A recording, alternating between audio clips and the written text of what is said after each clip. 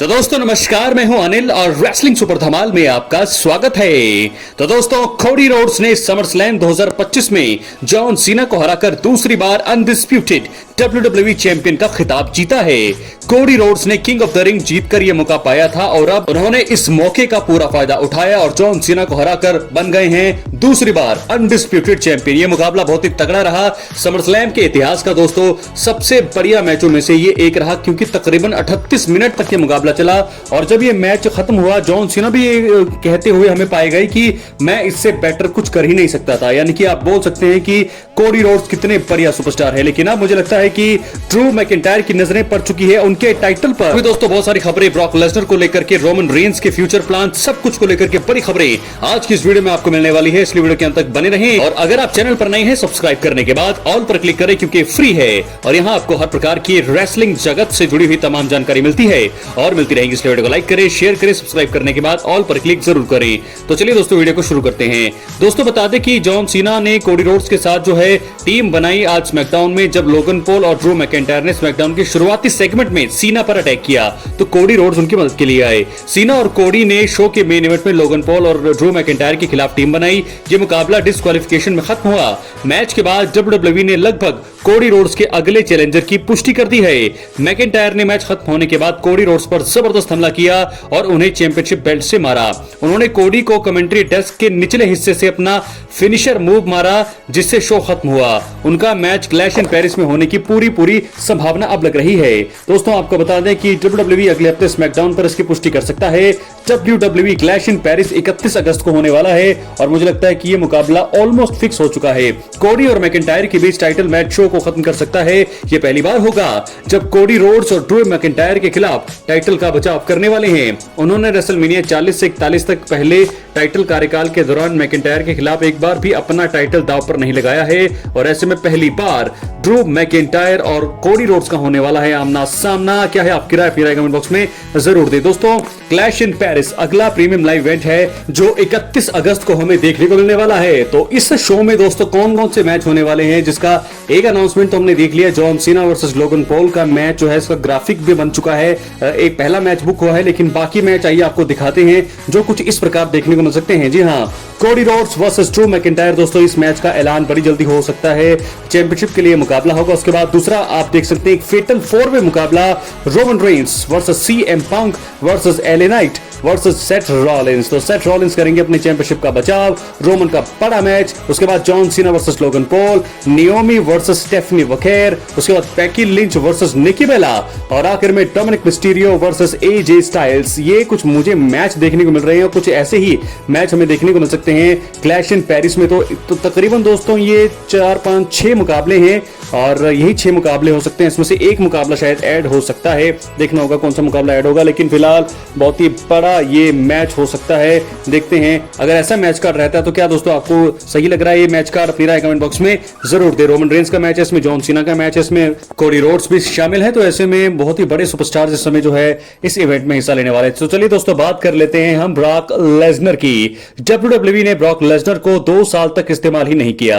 यह समय समरस्लैम 2023 से लेकर समरस्लैम 2025 तक था।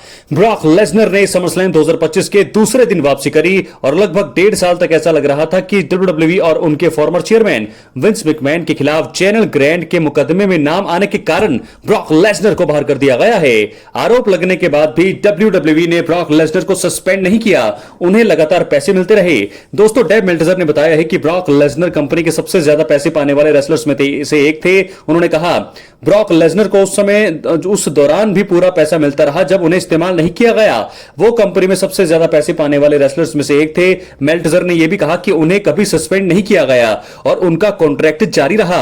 अगर दोस्तों उन्होंने कुछ ऐसा किया होता जिससे उनका रिश्ता खत्म हो जाता तो उन्हें निकाल दिया जाता। ये एक सच्चाई है। आपको बता दें ब्रॉक लेसनर को अगर WWE ने लगातार 2 सालों तक घर बैठने के पैसे दिए हैं तो ये लगभग 210 करोड़ रुपए होंगे। WWE में उनकी 1 साल की फीस $12 मिलियन होते हैं। WWE ने ब्रॉक लेसनर को इसलिए नहीं निकाला क्योंकि वो उन्हें वापस लाना चाहते थे। कानूनी मंजूरी मिलने के बाद ही उनकी वापसी हुई। मेल्टजर के अनुसार कानूनी रूप से मंजूरी मिलने के बाद ही वो वापस आने वाले थे। उन्हें शो से लगभग 1 महीने पहले कानूनी मंजूरी मिल गई थी, जिसे सीक्रेट रखा गया और वापसी की अनुमति दी गई थी। दोस्तों, जनरल ग्रांट की टीम ने ब्रॉक लेसनर की वापसी पर निराशा जताई है। उन्होंने कहा है कि इससे पता चलता है कि WWE में कुछ भी नहीं बदला है। पॉल हेमन को शायद उन्हें यह कहना चाहिए कि वो इसे भूल जाएं। ब्रॉक लेसनर की वापसी के बारे में WWE में बहुत कम लोगों को जानकारी थी। तो दोस्तों, ब्रॉक लेसनर को 210 करोड़ रुपए क्या मिले हैं 2 सालों में, जब तक उन्होंने कोई काम ही नहीं किया, आराम से वो बैठे रहे। क्या ये हुआ है? अगर ऐसा हुआ है तो ब्रॉक लेसनर को तो दोस्तों मजे ही हैं, लेकिन फिलहाल उन्हें सस्पेंड ही नहीं किया गया था, ना ही वो बैन लिस्ट में थे। तो जो भी हमने खबरें सुनी सारी अफवाहें थी। ब्रॉक लेसनर को घर में रखा गया था जब तक कि कानूनी दांवपेच खत्म नहीं हो गए हों, लेकिन अभी भी जनरल ग्रांट मुकदमे में उनकी टीम ऐसा बोलती है कि अभी भी जो है मामला खत्म नहीं हुआ है, लेकिन फिर भी द बीस्ट ब्रॉक लेसनर की वापसी हो चुकी है। तो चलिए दोस्तों, जो भी हुआ मैंने आपको सारी इनसाइड स्टोरी बता दी है कि क्यों यहां पर ब्रॉक लेसनर नहीं आए 2 सालों तक और उन्हें पैसा मिलता रहा।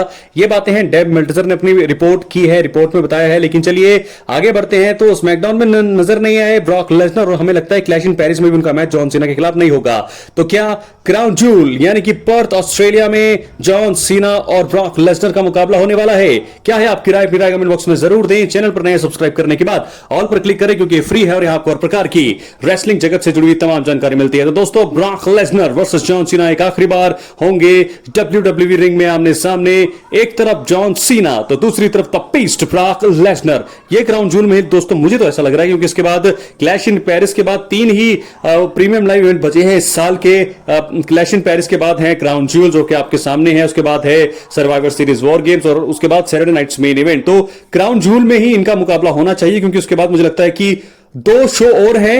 उन 2 शोज में से मुझे लगता है कि सिर्फ 2 ही चैलेंजर मिलने वाले हैं और जॉन सीना को उसके बारे में आगे भी बात करेंगे। लेकिन Brock Lesnar versus John Cena हमें देखने को मिलने वाले हैं क्राउन जूल में। कौन जीतेगा दोस्तों इसके बारे में आगे बात करेंगे, लेकिन ये मुकाबला क्राउन जूल में होता हुआ दिखाई दे रहा है। तो चलिए दोस्तों, आखिर में बात कर लेते हैं हम अपने OTC के बारे में, original tribal chief Roman Reigns के बारे में। समरस्लैम 2025 में उन्होंने जे उसो के सामने टीम बनाई। जे उसो के साथ टीम बना करके उन्होंने ब्रॉन ब्रेकर और ब्रॉन्सन रीड को हराया था। लेकिन उसके बाद रॉ के एपिसोड में वो सेथ रॉलिंस पर अटैक करने आए, लेकिन उन पर ही उल्टा अटैक पड़ गया। उस अटैक के बाद हम सबको ऐसा लगा कि रोमन अब ब्रेक पर जाने वाले हैं, लेकिन कुछ समय बाद रिपोर्ट किया गया कि Roman Reigns clash in Paris का हिस्सा होंगे, जिससे क्या हुआ कि जितने भी फैंस हैं रोमन के WWE के सभी जो है बहुत ज्यादा खुश हो गए। और अब खबर हम सामने यह है कि वर्ल्ड हैवीवेट चैंपियनशिप के लिए रोमन रेंस कर रही हैं चैलेंज।